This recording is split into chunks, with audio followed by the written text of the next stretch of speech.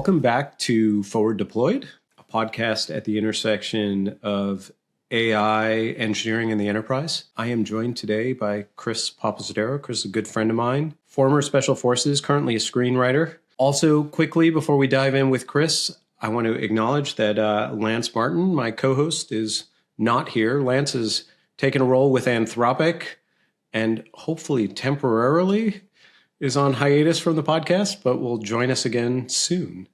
So in the meantime, I'm going to be bringing on some other folks who I think are interesting and relevant, and Chris was the top of my list. So welcome, Chris. Thank you very much, Noel. Why don't we start off? Can you tell your story a little bit, where you came from, how you got here, why we're talking today on a podcast about forward deployed engineering?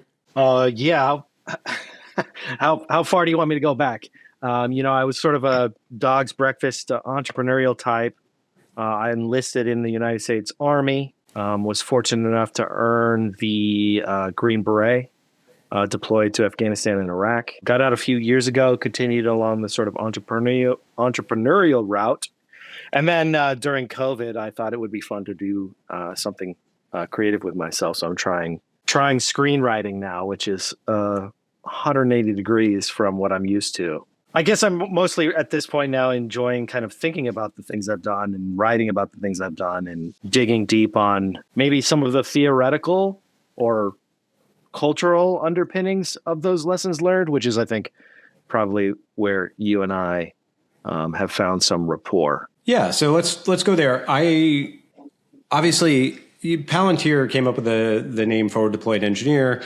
They also called them deltas, like Delta Force. So clearly there was an inspiration there from Special Forces. Why don't we start there? You obviously have experience actually being in the Special Forces and understanding sort of why that connection exists and why that is the sort of inspiration point. I have some theories on it, but I'd love to hear from you first on kind of what does it mean to be in the Special Forces? Why would Palantir have taken that as an operating model for these folks that they put in the field and have do this kind of work on in conjunction with their customers? Yeah, I mean, I think I'll probably just start. I have direct experience with Palantir, especially early days. And it must have been like 2011, maybe, when we first got access or we started using, I think it was Gotham or something. I don't remember what it's called at this time. But anyway, we had an FDE come down to where we were deployed in Afghanistan. And this gentleman, kind of spun us up on how to use the software. And what I distinctly remember was, him kind of sitting down and saying, hey, what are you guys up to? How can I help you? I have a security clearance, so you can talk to me candidly about what your objectives are. And then he basically gave us classes. I think at the time we were primarily concerned with things like IED hotspots, for example. And so anyway, I think the key takeaway for me there, and there were a lot of kind of forward deployed contractors for a lot of different tools that we use, weapons, vehicles. And those guys made great money, by the way, but they would deploy, a few weeks or a few months downrange.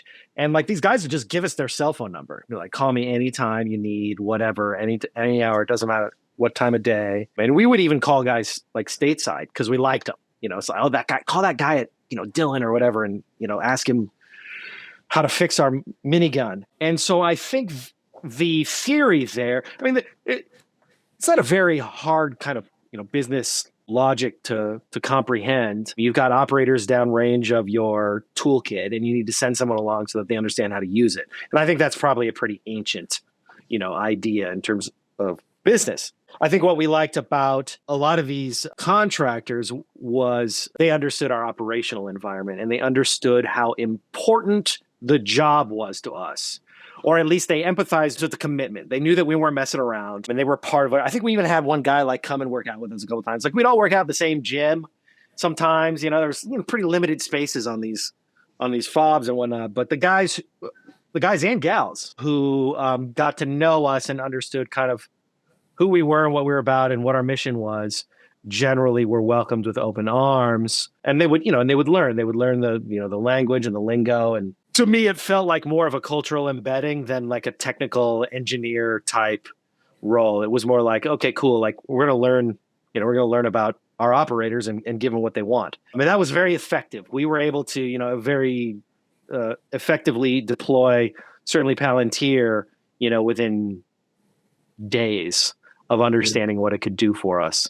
So clearly there was some inspiration there from the way that special forces organize themselves to the way they align with the mission, the way they sort of train their people. Like, what do you think about coming from that world, working, you've worked in corporate, you've been a part of the military, now you're on your own doing screenwriting, but, particularly in the military and in the special forces, it seems to me that such a big part of it is you have these folks, they are kind of handpicked for a very specific set of capabilities and mindset, like the ability to think on their feet and to make decisions quickly and to understand, but they need to work within this broader system. And so I'm kind of interested to hear from you. Again, this is things I've picked up from conversations we've had and books I've read and all these kinds of things. But there's clearly some sort of fundamental inspiration point to this idea of why is that an operating model that is now interesting to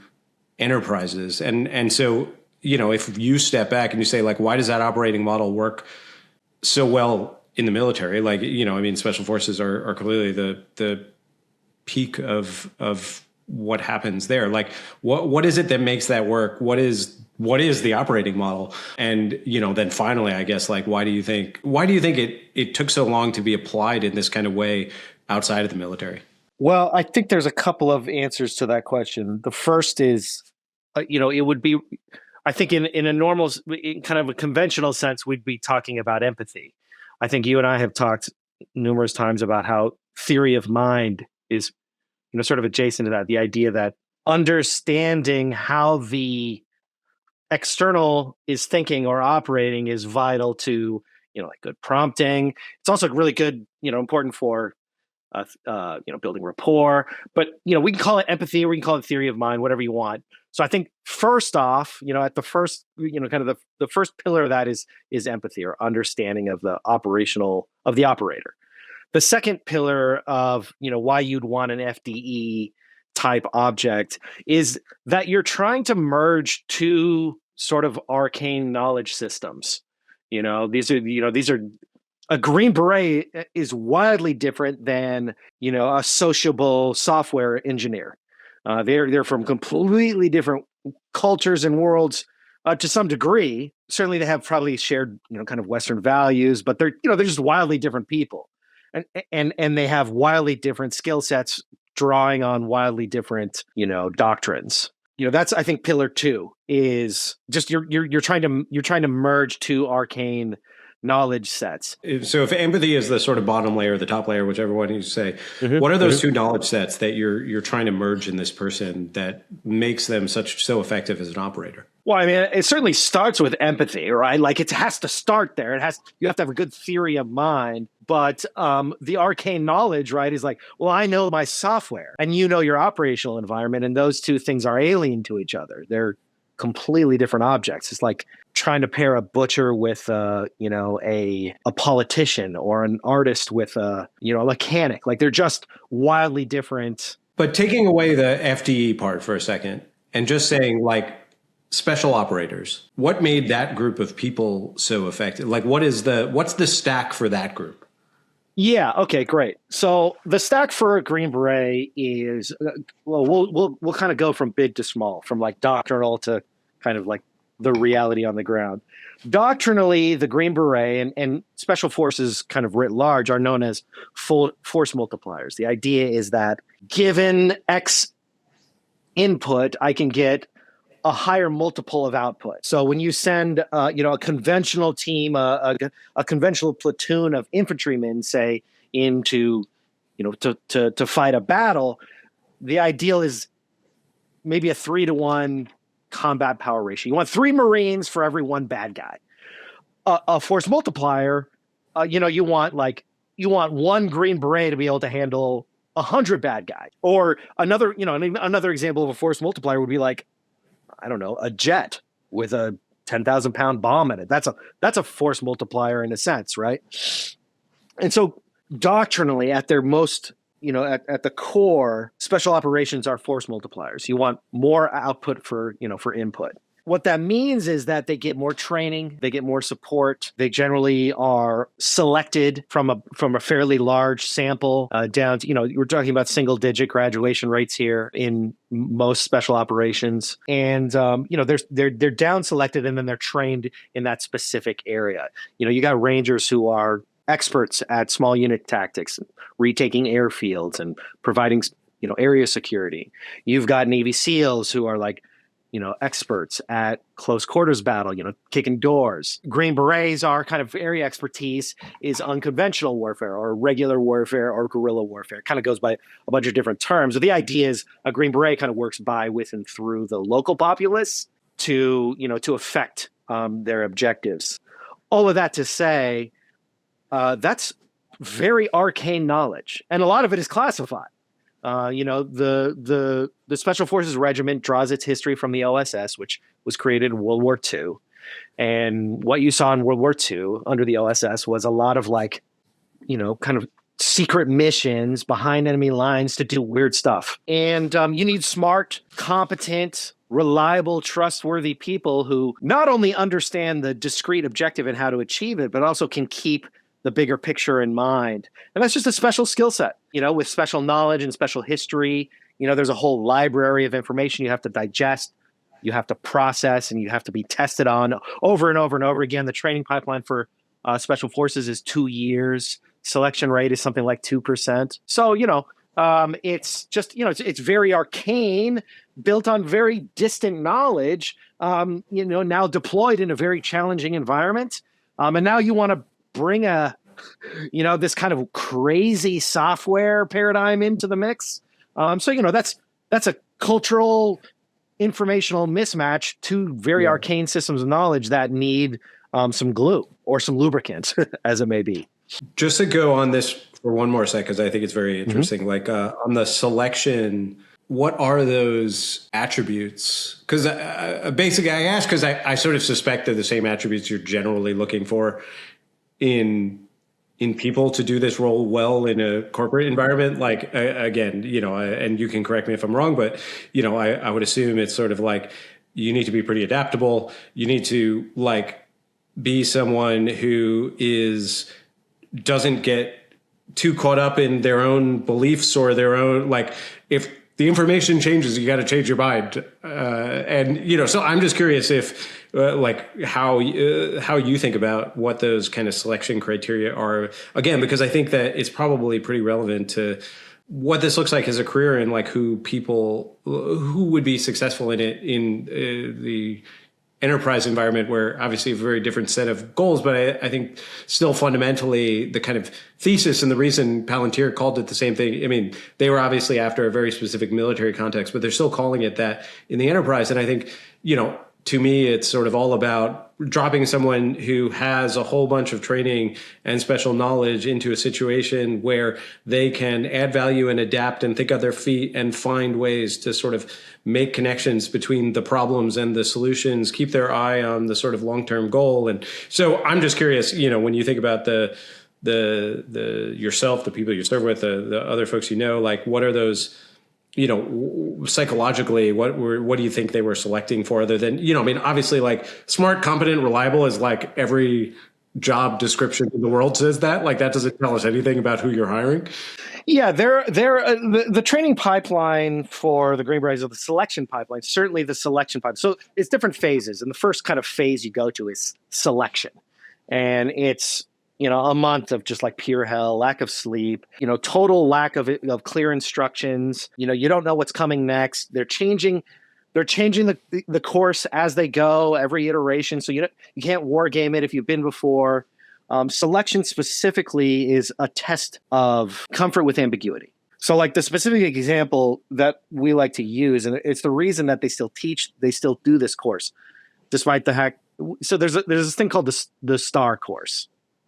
It's 5 land navigation points in the Pine Barrens of North Carolina, outside Fort Bragg. And you're given 5 grid coordinates, a map, and a compass.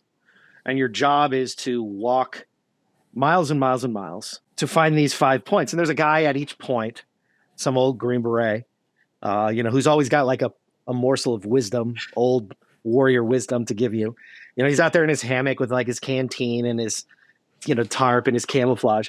But the point sitters are out there. You link up with them and then they mark your sheet. Okay, yeah, this guy made this point. You got to make 5 points in a certain period of time, and the distances are different. And you're going over pretty rough terrain, and it's day and night. It's mostly at night, and you're just kind of walking by yourself in the woods. All you have is like your little like red light that you have to kind of cover up. So you got to maintain light discipline. You got to kind of figure out how to get from A to B, all on your own. And what that does is it's a great filter for two things. One, people who have like good geospatial awareness, which is, militarily is really important. But two, and more importantly, is they're comfortable being alone without guidance, without support. They're just on their own. And so that comfort with ambiguity, with not knowing what's over the horizon, it gets a lot of guys, especially in the military, because a lot of guys come from like the conventional military, and they're used to like knowing exactly what they're going to do. It's like on a sheet of paper stuck to the wall. Here's your minute by minute schedule. We're going to tell you exactly what you need to do. All of that, especially selection, but through the rest of the course is dealing with ambiguity. So I'd say the number one trait I think that you're seeking out here, Noah, is this ability to function and succeed and exercise good judgment without a clear context, without clear end state. I would say that's probably the defining characteristic of a good FDE, is like being able to take, hey, I have to support this customer in some way, so I'm going to kind of mount an expedition. I'm going to go downrange. I'm going to figure out what they need. And I don't know what that's going to be at the end of the day. I would say that's like the number one kind of distinctive attribute that maps to both special operations, certainly Green Berets, and I think what you're addressing with the FDE. And then presumably all of that is because the job fundamentally in the Green Berets, and presumably across special operators generally, is ambiguous. Yeah, it's the fog of war. I mean, things will change on a dime, and your mission will change on a dime. I like to say if we knew how to predict the outcome of war, we wouldn't need to fight them. It is the most baroque, complicated mishigas of peoples and cultures and ideologies and agendas and logistics, and it has mortal stakes, so it is a good crucible for people who are or are not comfortable with ambiguity, because it'll change all the time. It'll change minute by minute. Now we're doing this. And like, that sucks for a lot of people. That sucks for, it sucks for me. I hate like when my calendar isn't up to date, and I miss, whatever. But like downrange, and certainly, for an FDE, in a foreign land and a foreign culture, they have to be able to comprehend the corporate agendas and the business's greater strategic goals, as well as like, God, this guy I'm training like is going through a divorce or whatever, like, so he has to be able to like, flex, which is, I think, it's probably a rarity, honestly, in tech, to find a guy who is able to grok the technical aspect as well as the equipped with the soft skills need to manage the human aspect of it. Yeah, I mean, I'm certainly pretty interested on that front, like what the effect of AI is long term there, beyond the sort of ability to build systems, the ability to kind of arm people with new technical capabilities that may not have had those before. Because I think, I don't think it's a stereotype to say that, like, by and large, those two tend to be separate packages. Like they're I think, stereotypically, you would say you have sort of technical people and you have emotional people, and you generally don't get those two things in the same bucket. And so, I think we're only scratching the surface so far on sort of what the technology is going to mean for being able to kind of enrich the capabilities of folks both ways, right? Technical people to be more emotional people to be more technical. I think we sort of immediately assume that it's the emotional to technical one that's going to sort of get the biggest gain. But I also think it's sort of very possible it'll go the other way. I think we probably shouldn't draw assumptions on what the technology means quite yet. One quick question before I've got a lot of questions for you, but like one. So if you take one more step up in special forces, you take these people, they're like very unique, right? Like it's whatever tiny percent of the people who apply even make it through, which is a tiny percent of the people who are in the military, right? So this is like a very, very tiny group of people. Then, and you're sort of selecting them for ambiguity with an eye towards basically creating these force multipliers. Like, then you're putting them inside a system, clearly, right? Like the Green Berets is a system, and presumably the Navy SEALs and the Rangers, those are all sort of systems that I'm sure they have similarities but they have a lot of differences. So like, and when you think about the kind of system that is the Green Berets and the things you took away from a kind of like planning and frameworks for dealing with challenging situations, like kind of, can you go through a couple of those from what you learned and how it applies, both inside when you're on the ground and outside when, you've worked in the corporate world? Yeah, I mean, now we're talking about organizational design, right? Which is an echelon higher than the individual. So I'll rewind and kind of we'll get some historical context. The idea behind certainly the Green Berets was that you wanted to push the decision making down to the lowest possible level. What you will find in conventional militaries, even today, and certainly historically, is that the planners were the planners and the executors were the executors. And the simplest kind of version of that is like the officer and enlisted corps. Classically the officers, they go into their map room and they deploy all their staffers and they would build these master plans, and then they would say, okay, execute. And then they would push the orders down through the org. They'd percolate down and each unit would get their own orders and then they would go execute. And then the commanders would say, okay, that worked or that didn't work. And we saw these kind of losses here and we saw these kinds of gains here. Okay, let's make a new plan or adjust a plan or whatever. That classically, and still to this day, is an effective way to get a massive military to operate in sync with a central plan. What modern warfare taught us, certainly in the Second World War and subsequently, even in the Cold War, is that paradigm maybe it wasn't as effective for different reasons. Technology caught up, you're able to radio orders, which, you didn't have to send like Paul Revere on horseback or whatever. Like you could just like get immediate changes. And then certainly as technology progressed and we were able to, kind of make battle plans on a computer, what we learned is that it was better, and I'm going to come back to this, it was better to create autonomy of action, unity of effort. And so what the special forces were very unique in that sense is that it's an NCO, it's an enlisted led and run organization. We like to call the officers summer help. And there's great officers, that's not an insult. But, like an officer would generally sit on a 12-man detachment for a very short period of time before kind of moving up the ranks, because the institutional knowledge was with the enlisted men on the 12-man ODA.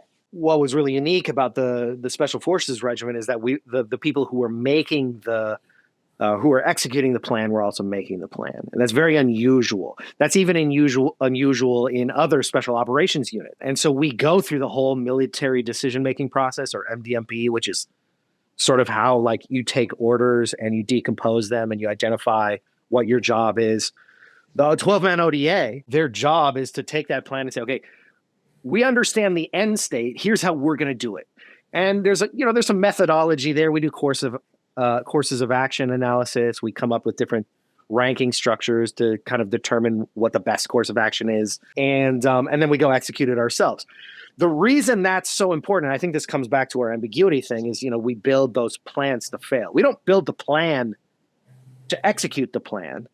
We build the plan to understand the operational limits and with the expectation that it will fail. And then we build contingencies in. You and I have talked about pace planning. But the idea, again, you've got men who understand the framework of the plan and they understand the objective.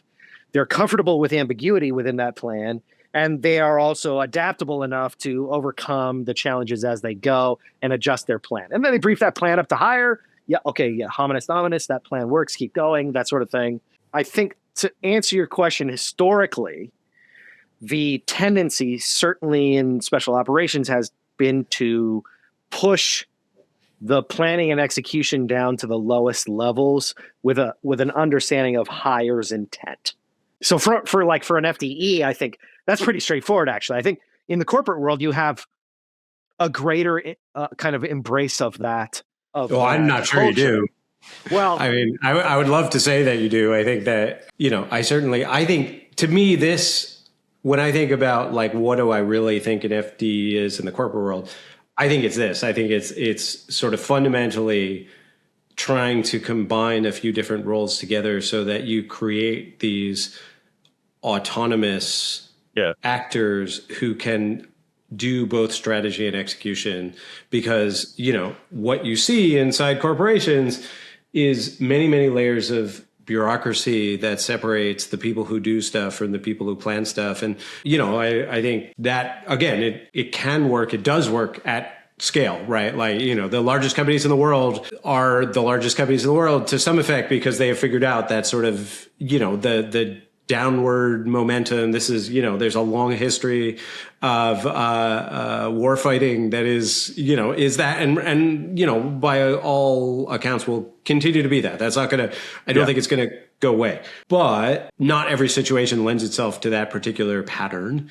And I think this is what, we're seeing now. And then, I mean, there's a funny other connection here, which is I've talked to you a lot. I'm obsessed with the OSS, the Office of Strategic Services, Simple Sabotage Field Manual from 1944, which they produced to encourage citizen saboteurs in Europe. So, the idea was you drop it into France, you encourage folks who are working in the factory to, there's a part about if you're a janitor in a factory that's now found itself occupied by Nazis, you should leave a bucket of oily waste in the corner. And if that bucket of oily waste happens to catch fire, so be it. And if it doesn't happen to catch fire, you could always throw a cigarette that direction to make sure that it does. And there's a great story.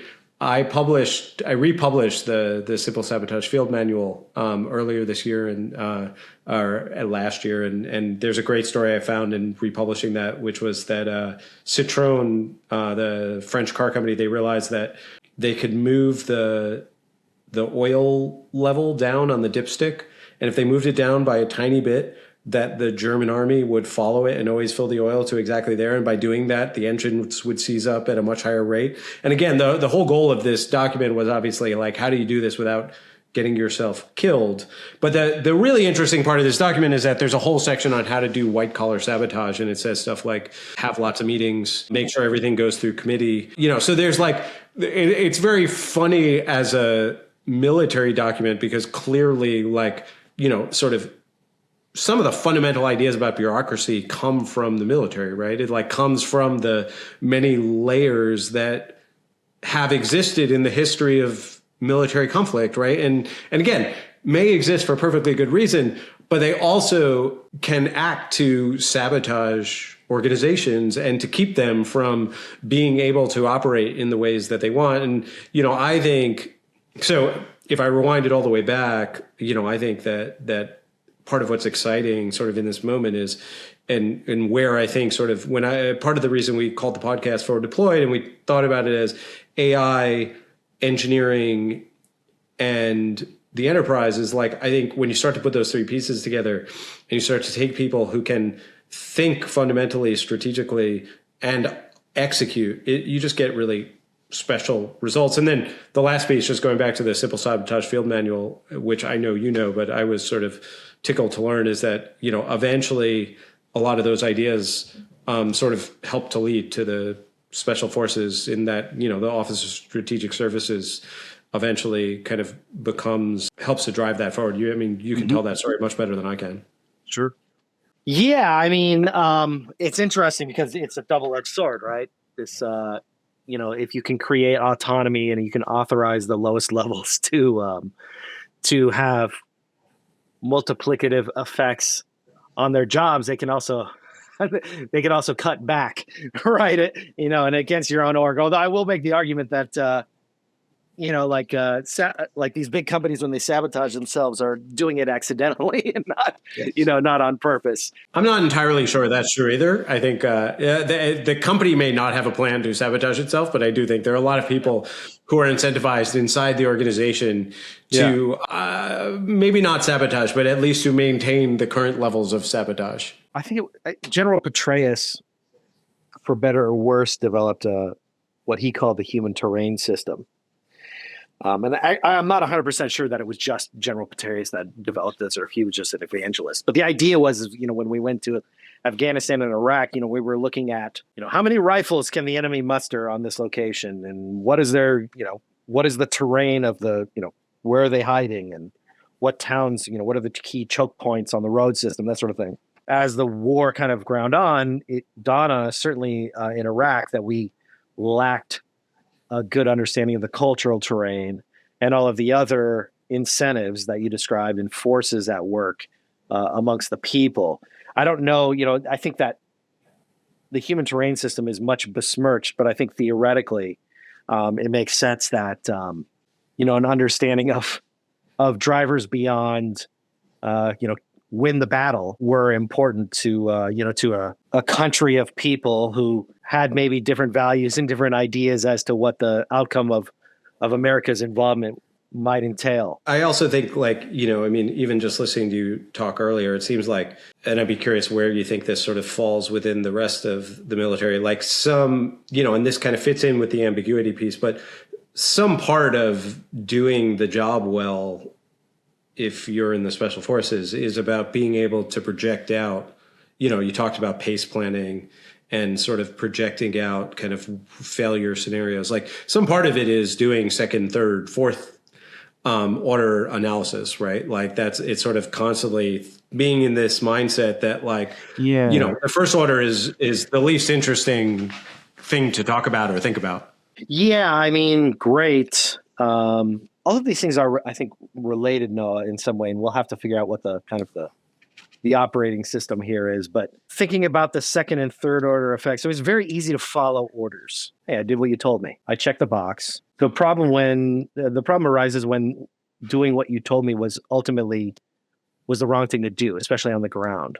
As we were talking about autonomy, and so if you imbue your FDEs, your forward deployed warfighters, your Green Berets, with core set of, I don't want to call them cultural values. I think they're maybe a little bit more fundamental, a little less fundamental than that, but certainly with mental models that work in ambiguous situations. You're helping that FDE. And one of my favorite ones is, as you mentioned, consider the second and third order effects. It's very easy for me to follow this order. But if the example I always use was, and this may be apocryphal, but there were two villages in Afghanistan. One village had a well and the other village didn't have a well. And so the women were walking from the other village to this, every day back and forth, miles and miles they would travel mostly on foot carrying water back to the village. And I think when we went in there, and again, this may be apocryphal, we're like, oh, we'll just build a well in the second town, and then we come back a year later and both of these towns are at war with each other all of a sudden, because we didn't think about the second and third order effects of what that would do to the social fabric that tied those two towns together. And women were doing a great job of keeping their societies interconnected in some loose way that, kind of preempted the need to fight. And so in warfare, you if you're doing it right, you're thinking about those downstream effects. And what's a second order effect? The second order effect, the first order effect is, we make it easier for these women to get water. They don't have to travel as far. The second order effect is maybe worse off for the mission and for the Afghans. And that kind of thinking, it's very rare and it's very hard to do. It's very hard to sit down and think about, okay, what are all the different knock-on effects that we could have here? So I want to dig in on this one. It's a sort of perfect transition to beyond the FDE thing. The other kind of piece I really want to talk to you about, because this has been on my mind, and I think it's kind of a good connection back, is increasingly I'm sort of of the belief everybody's trying to figure out how are you going to get the most out of agents and swarms of agents and whatever. Like increasingly, the thing I've been feeling is like, as someone who is an entrepreneur, in some ways, like my job has always been, how do you build software with agents? My agents were human engineers, so I was going to hire, but I was never going to write all the software. Right. I was always going to hire people who are going to write code to ultimately deliver. And, you know, like any entrepreneur, a CEO, you know, their job is sort of, how do you maintain vision and culture, and how do you sometimes their goal is to, how do you allow for autonomy? I think, you know, good CEOs generally allow people to operate autonomously, but they, you know, everything needs to ladder back up. And I have a kind of theory that a lot of people are looking in the wrong place right now for the answer on kind of how to align agents, and that a lot of the answers are actually just in sort of organizational theory. And like, how do you you're describing to me agentic, you know, I mean, the agents are humans, right? But like, it's fundamentally the same kind of problem. You're saying, hey, like you got to have like you have to have clarity of mind. You have to have like certain attributes that you expect out of people. You arm them, you know, with sort of like some cultural thread that ties through them, plus, you know, mental model, plus all of these other pieces. And so one, I guess the first question for you is like, does that sound reasonable? That like, hey, I'm thinking about these agents that I have, and I'm, you know, they write code well, like it's good. The challenge that they have is like, how do you keep that code aligned with the bigger vision that you have? And, you know, they're not particularly good architects. And then, you know, even the things you were saying, I was specifically thinking like, man, that's what I want my agents to do. Like I want them, before they start writing code, I want them to do second and third order effect analysis, right? Like I don't want them to just, you know, there's an old joke in software development, which is like, you know, the difference between a junior engineer and senior engineer is like, junior engineer gets a problem, they immediately put their hands on keyboards and they start writing code. And then the senior engineer gets a problem, they sit there, they stare at the problem, they stare off into space. You know, like 3 hours later, they sit down and they finally put their hands at the keyboard and they write 3 lines. And, you know, that's what you want. Now, you know, some of this is going to come over time as the models get better, I think, undoubtedly. But I believe even as the models get better, it's not going to solve the whole problem. And so I'm kind of curious from you, one, does like any of that make sense? Two, if you think back to, you know, special forces, are there specific kind of, you know, like second and third order effects, I think are a great one. Like every time I sit down and have an agent go off and try to work on a problem, I would love for them to think through second. Are there other ones like that? And then, you know, generally, I'm curious what you think about this as a sort of approach to thinking about how to build agentic systems. Yeah, I mean, I guess first off, like it seems to me presently that the biggest problem is like your context window. Like with your LLM, it's just like, how it can only hold so much in its context window. And I think that's true for your junior dev.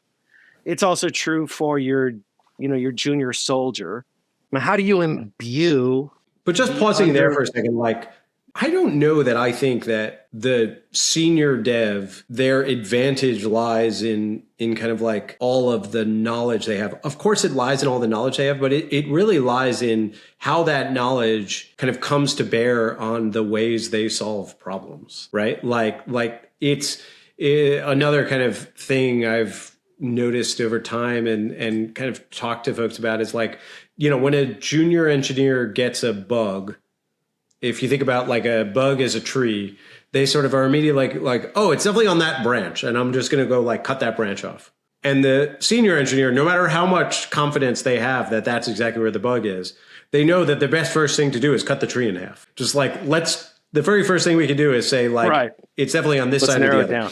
And so I guess I'd push back a little bit on the idea that it's like, you know, certainly context windows are going to help, and like raw intelligence helps, right? Like, you know, high IQ people, high IQ models are going to sort of be able to perform this. But I think a lot of it is about approaches to problem solving and pragmatism, and, you know, these things of like saying, did you think through the second and third order effects is like an amazing forcing function, right? Like it's either yes or no. And I'm not sure it takes a tremendous amount of intelligence to think through those second and third order effects all the time, but it takes a lot of work to make it to do it, to actually execute on it, right? It's like coming up with realizing that like, hey, cutting down these wells is going to mean that these two villages don't have as the same kind of positive connection between each other.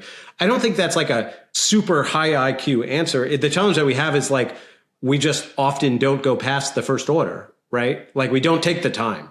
I mean, aren't we just talking about at this point? I mean, aren't we talking about instinct developed over enough revs and enough reps to understand the right approach, what tool to use at this juncture? Yeah, I think so.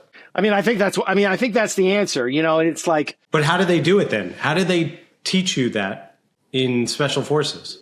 Well, I think it starts. It's fundamentally, it starts with shared cultural values. Like the most fundamental you've got there, shared cultural values. The regimental motto is "De oppresso liber," to free the oppressed. Like that is like, guys get tattoos of that, because fundamentally what we are trying to do is we're trying to right some injustice, and we are the country's instrument for righting that wrong in battle. So that's like fundamental. You've got some shared cultural values. Once you've established those, once we're kind of aligned on those, which is not, I don't think that hard to do. Fairness, right? We should be fair. We should, like minimize pain. We should not be a jerk. Those are all like, they're pretty easy.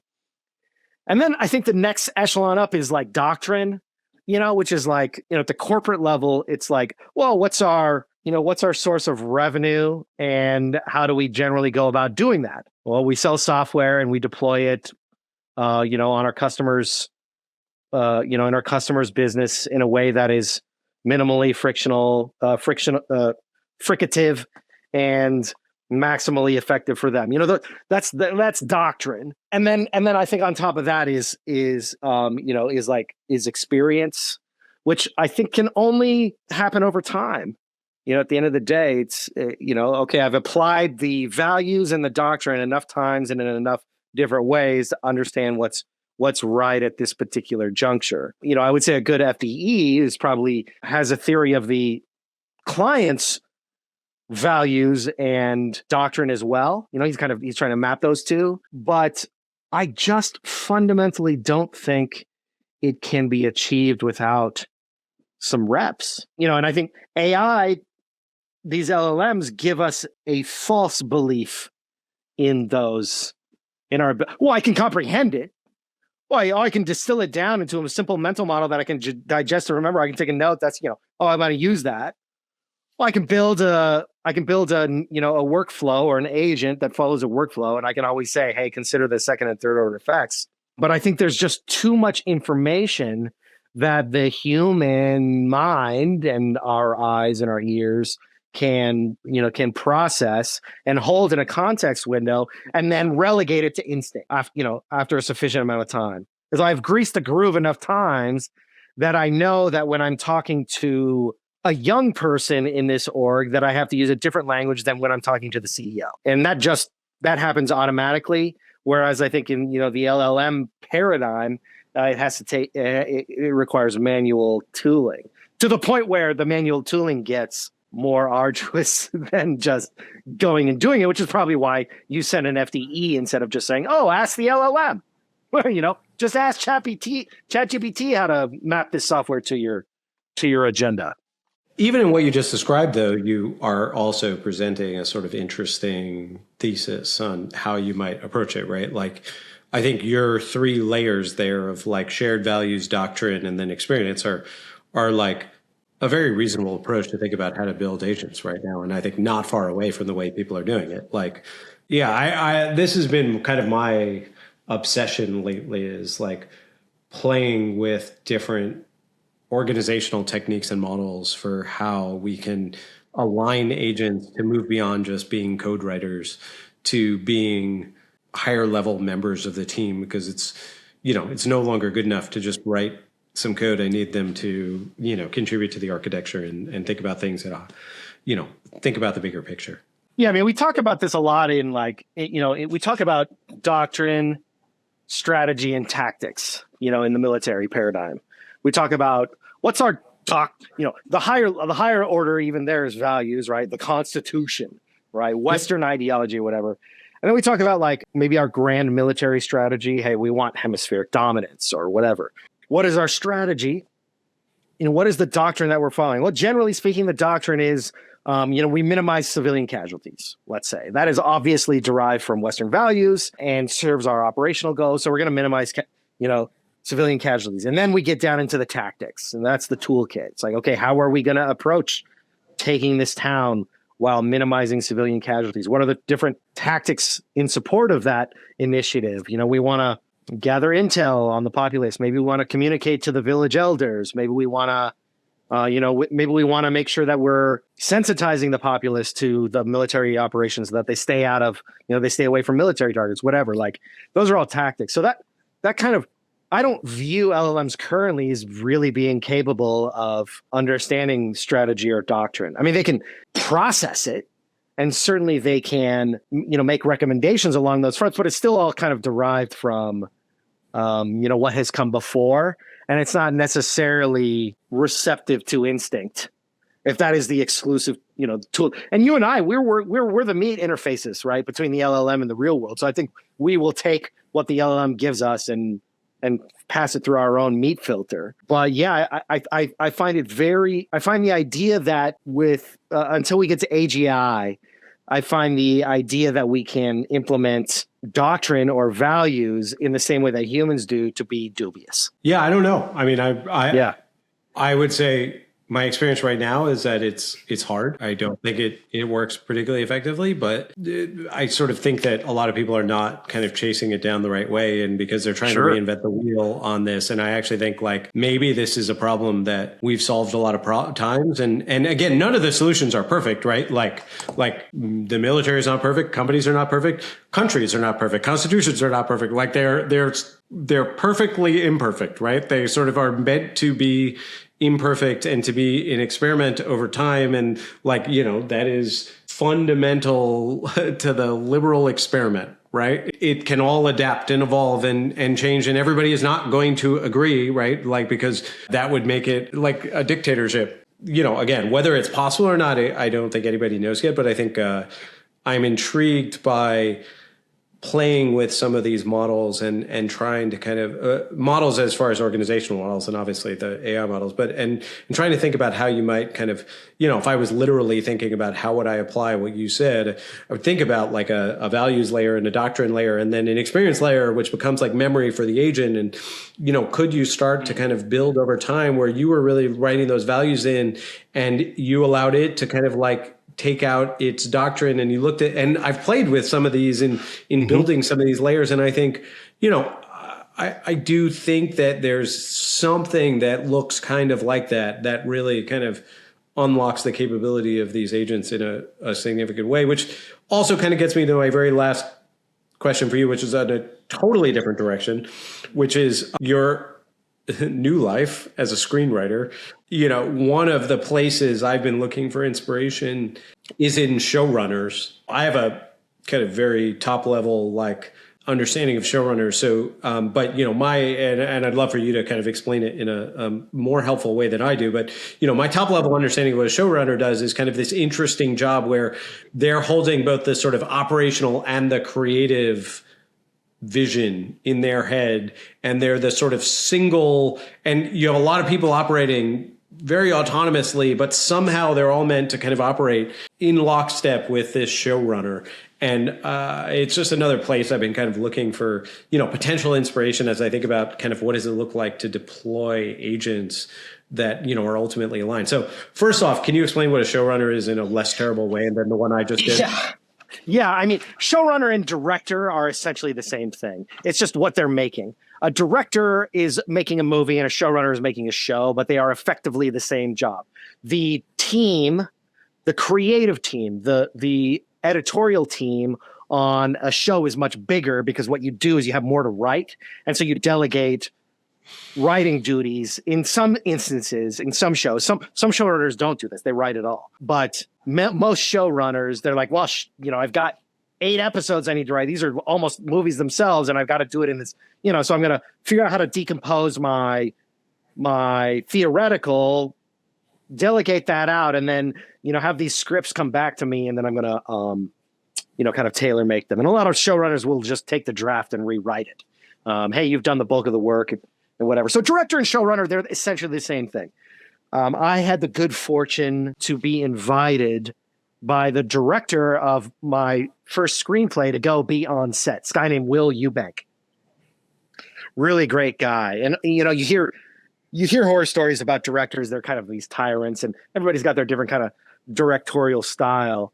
But what was great about Will is, I still am an amateur, and he kind of let me crawl all over the set and make dumb mistakes and have arguments with him. And it was really cool to see a guy who was willing to do that, and I would say I won at least 1 in 10 argument, which is pretty good for a freaking nobody like me, and that's a testament to his integrity as an individual. But, again, this circles back to this idea of autonomy of effort, autonomy of action, unity of effort. When you're doing something so big, you've got to figure out a way to delegate to the maximum degree possible. What I will say is I'm not so sure that it is always the right approach.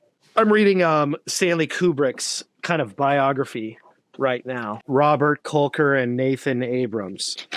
And this guy was he's a visionary, and you watch his films and they're clearly his voice. On the credits, it's always a film by Stanley Kubrick. So he's a bit of a tyrant in that sense. I don't think he was a huge tyrant, but he was tyrannical in the sense that he was, it was very much a pyramid with Stanley at the top. All of that to say, in creative endeavors, I'm beginning to learn that there is a very fine balance between the autonomy question and the authority question. Because if you let, your heads of department, your DP and your set designer and your screenwriter all kind of have too much of that, and you're not kind of forcing, coordination. One thing we used to do on the teams that I didn't see on the film set, which I think I maybe would have liked to have seen, was we would do daily meetings. Sometimes on some ODAs, we do 2. We'd do 1 in the morning and 1 in the evening. It's just sort of a check to make sure that there was alignment and things were getting done. I didn't see that on the film set, which created some problems. It also created magic. All of that to say, the showrunner, the director paradigm is a great paradigm for building agents, with LLMs. You've got your heads of departments, your skills, right? Oh, you're responsible for photography. You're responsible for set design. You're responsible for the writing. You're responsible for the lighting. Am I answering your question? No, or am I just, what's the question? The first question was, tell me about showrunners. So I think you did tell me about showrunners. And I think the Stanley Kubrick point, and again, in my sort of very limited understanding of the kind of history of the showrunner, is it's very inspired by the auteur, right? Not all directors are auteurs. Not all directors are obviously Stanley Kubrick. Stanley Kubrick has a very specific, all-encompassing sort of vision of what it is, right? And it's sort of an operational vision, and it's a creative vision. And I think, my bigger thing than the kind of organizational method, because I actually have some questions about whether, that kind of separation of skills is kind of the best technique, is more broadly, fundamentally, the question you have if you are a showrunner, you're an auteur or whatever, is you can't make every decision, right? So there's some number of decisions you have to make. You have to figure out sort of how you get all those decisions back. How do you let everyone else know what are the kinds of decisions you have to make, right? So at the beginning, again, in your 3 layers from the special forces, a shared values, doctrine, experience, it's somewhere in those shared values for a showrunner or an auteur is here's the things I have to decide. You don't ever get to decide this. We can have autonomy, but you never get to decide this thing, right? And so, I'm kind of interested in I think if I step back, there's a lot of people who are very sure that the future of software is sort of factories, right? A lot of people are talking about the dark factory idea, right? A sort of factory without the lights on, all the machines just go, they're all robots. And my challenge with that is it assumes software is a Six Sigma-able problem, right? But I think actually making software is a lot more like making a movie. It's fundamentally a creative endeavor. You have a lot of like very big creative questions. And, at the end of the day, are there Six Sigmable parts of that process? Of course there are. Like there are Six Sigmable parts of making a movie, right? But there are a lot that aren't. And so one of my sort of like quips lately has been like, maybe we should be looking more at the Warhol Factory and less at the Ford Factory. And like, that's not so like the Warhol Factory is not perfect, but the idea being that like fundamentally the challenge of like, software agents is much more a creative one than we like give software developers credit for, because we think of software as this fundamentally technical thing, but like it's an incredibly creative pursuit. Like the architecting and modeling these systems is nothing if not creative. And the best engineers are genius painters, right? They like find elegance in something that seems impossible. Like they find these solutions that are absolutely incredible. And so, yeah, I think my question more, other than the, pure sort of showrunner auteur, like what is it? How do they operate? Is like, I don't know, on the simplest, like how do you, in a set of hundreds or thousands of people, I have no idea how many people are on a set. How does a director make sure that the decisions that they need to make are coming back to them? Well, I think there's a couple of ways. You have heads of department, and those are sort of your lieutenants, and they all have lieutenants of their own. You can go through like like you can go watch the credits, right? You've got like your key grip, and then so there's so I guess the solution there is like hierarchy, right? There's a hierarchy, and there is a information pathway that follows that hierarchy, right? The junior tells the senior tells the boss tells the director. There are sources of truth on a film set. The script is one. The storyboards often are on set, stuck up on a stand, so you can see like this is how the director kind of envisioned where the camera is going to be and where the actor is going to be, and pre-planning, the production planning process achieves a lot of that too. Because all the HODs get aligned on, oh, this is the day we're going to shoot here, and this is the day we're going to shoot there, and we're going to be 2 days on this set, and so like, it's funny because it was remarkable to me, by the way, how similar, and I'm glad you asked this, how similar a film set was to expeditionary warfare. It's like we got to load everything up, and there's a big logistics problem there. So all of that to say, to answer your question. There's a couple of tools used in the creative process that are supposed to ensure alignment across the production. There are dailies that go back to the studio. Dailies are just like all the footage you shot that day. And so the studio can go, kind of sign into a little site and see, okay, these guys are on task, or I really didn't like how the way that actor, I don't know, did this thing or whatever. So you're kind of surfacing, I guess, to kind of answer your question at the macro, you're surfacing as many efficient touch points as you can, or maybe even nodes might be a kind of an LLM forward facing. No, I mean, I think your description is perfect. Like, I mean, all those things. Again, I'm in just information gathering right now, and so I'm trying to think about kind of what are the patterns that exist out there for solving problems that look like this.